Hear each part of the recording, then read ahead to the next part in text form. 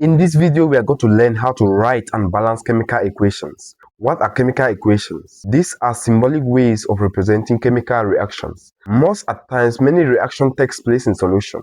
But for us to be able to understand what is actually going on, you have to represent this situation using a chemical equation. All chemical equations follow a general pattern. You have what we call the reactant, and the reactants are always on the left-hand side of the equation, linked by an arrow to the product. This arrow is showing the direction of the reaction from the reactant to the products, and you have the arrowhead here. This is the direction. It means that reactants are reacting, they are interacting, or they are combining together to form products. We could have 2 or 3 reactants combining to form either 2 or 3 products.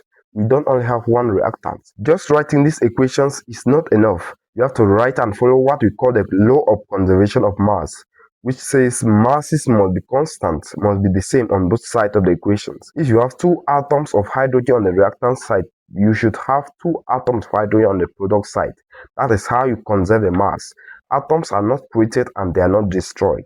So always make sure that they are balanced. I'm going to take 2 reactions and use them to write their equations and balance as well. So let's start with the formation of ammonia. With ammonia, you have nitrogen elements combining with hydrogen elements to form NH3, which is ammonia, NH3. Yes, to balance it, you have to balance each atom at the same time, or each element. Balance each element at the same time. So I'm going to take nitrogen, hydrogen on both sides. I'm having nitrogen and hydrogen on both sides. Sorry, hydrogen, nitrogen and hydrogen on both sides. You can see the number, you can count the number of each of the elements on both sides. For the reactant side, I'm having 2 nitrogen on the reactant side. So I'm going to write 2 nitrogen atoms on the reactant side. And on the product side, you can count, you have 1 only. You can see that they are not the same. It means that this mass was destroyed. That's why we're having 1. You have 2 nitrogen here and 1 here. 1 of it was destroyed, which is not correct. So I'm going to balance it by multiplying this by 2. If I multiply by 2, it's going to make nitrogen to be the same on both sides. So you are adding these 2 in front of the compound containing nitrogen, which is ammonia. Add 2 in front here. Your nitrogen is balanced. Do same with hydrogen. Hydrogen on this side, you have 2 atoms of hydrogen. Let me write 2. And on this side, you can see you have added 2 here. So it's going to be 2 times 3 hydrogen, which is 6 hydrogen. 6 hydrogen, you can see that 6 hydrogen is not the same as 2. So I'm going to multiply the lesser one by 3, which is going to make it to be 6. 2 times 3 is 6. You add this 3 in front of the element hydrogen. I'm going to add this 3 in front here. So my balanced chemical equation is going to be nitrogen like this plus 3 hydrogen to give me 2 ammonia. Ammonia is a gas. That is how you can balance equations. And secondly, let's take an example, a neutralization reaction on acid and a base. So we are going to take sulfuric acid. Let's look at sulfuric acid like this. Sulfuric acid reacting with a base like sodium hydroxide. It's a base to give us naturally salt and water, sodium sulfate. You have to know how to write their formulas, sodium sulfate and water.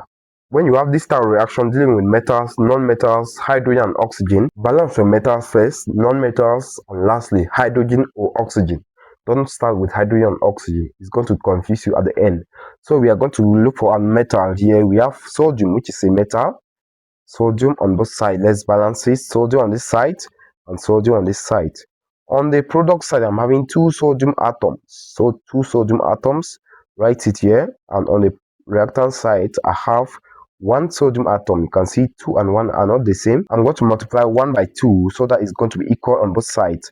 And add these 2 in front of the compound containing sodium, which is sodium hydroxide. And as well, your sodium is balanced. You go to the non-metal, which is sulfur.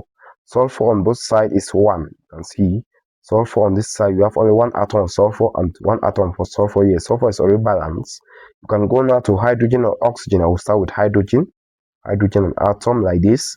How many atoms of hydrogen do we have here? You can see 2 atoms of hydrogen on this sulfuric acid, and you can see 2 atoms of hydrogen on this sodium hydroxide as well. This 2 times hydrogen, which is making 4. 2 here is 4 atoms all together on the reactant side.